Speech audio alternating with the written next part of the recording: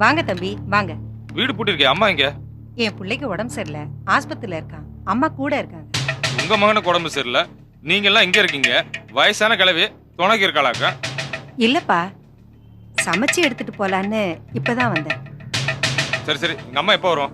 வர கொஞ்ச நேரம் ஆகும். அநேகமா சாயங்காலம் ஆயிடும். எந்த ஆஸ்பத்திரி? சிடி ஆஸ்பத்திரி. சரி சரி, நான் அங்கேயே பாத்துக்கிறேன். தம்பி, ஆ? ஒரு சின்ன உதவி பண்றீங்களா? நீங்க ஆஸ்பத்திரி தானே போறீங்க, இதை எடுத்துட்டு போய் இங்க கொடுத்தீங்கன்னா நான் மத்தியானத்துக்கு சமைச்சிருவேன். நல்லா இருக்குமா? அம்மாவை வேலை வாங்குறதோட இல்லாம புள்ள என்னையும் வேலை வாங்குறீங்களா? சரி சரி, கொடுங்க.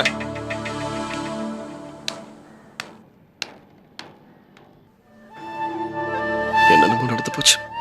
அப்பா, நான் கூடப்பா சரவ குடும்பத்துக்கும் உங்க குடும்பத்துக்கும் இனிமே எந்த வித பிரச்சனையும் வராது, 2 குடும்பமும் இனிமே சந்தோஷமா இருக்கும் அப்படின்னு நினைச்சேன். ஆனா பதுங்கி கிடந்த சிங்கம் வெளியில கிளம்புன மாதிரி பாஞ்சாலே உங்க ஆத்தா. ஏன்பா பொம்பளையா? வா, யார் உங்களை எல்லாம் போக சொன்னது?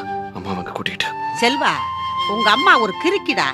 சண்டை சச்சரவு இல்லாம ஒரு குடும்பம் நல்லா ஜாலியா பேசி சிரிச்சுக்கிட்டு இருந்தா அது அவளுக்கு பிடிக்கவே பிடிக்காதே.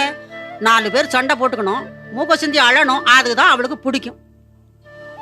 அம்மா திருந்தவே மாட்டாங்களா? உங்க அம்மா திருந்துருதா? கடல் பத்தி கருவாடு பிடிக்கிற கதையெல்லாப்பா இருக்கு. எனக்கு நம்ம நம்பிக்கை இல்லப்பா. செந்திலே, சவிக்குமா இருக்கியாப்பா? எப்பப்பா வந்த? ஆமா, நான் இங்க இருக்கேன்னு உனக்கு எப்படி தெரியும்? அவங்க வீட்டுக்கு போயிருந்தேன், அவங்க அம்மா சொன்னாங்க நீ இங்க இருக்கேன்னு. அப்படியா? என்னாச்சு செல்வம்?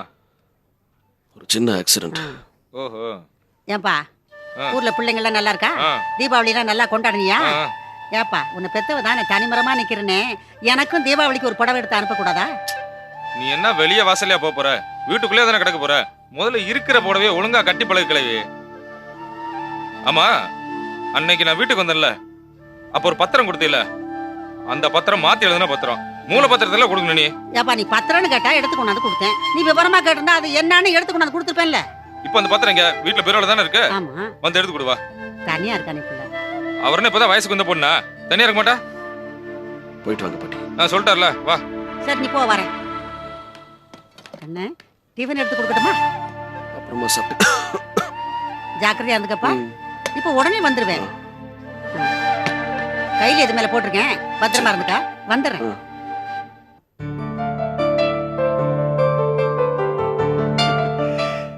நம்ம கல்யாணம் நாளைக்கே ரெஜிஸ்டர் ஆபீஸ்ல நடக்க போகுது. நாளைக்கே வா? எஸ், எல்லா ஏற்பாடும் பண்ணியாச்சு. அது இல்லைங்க, நாளைக்கு தனாக்காக மருந்து கொடுக்கிற ஃபங்க்ஷன். அது மட்டும் நடக்கட்டும். ருச்சி, ஏதாவது ஒரு ரூட்ல போ. ஏன் திரும்ப திரும்ப அங்கேயும் இங்கேயும் ஊசலாடுற? இல்லைங்க, நாளைக்கு வேண்டாம்.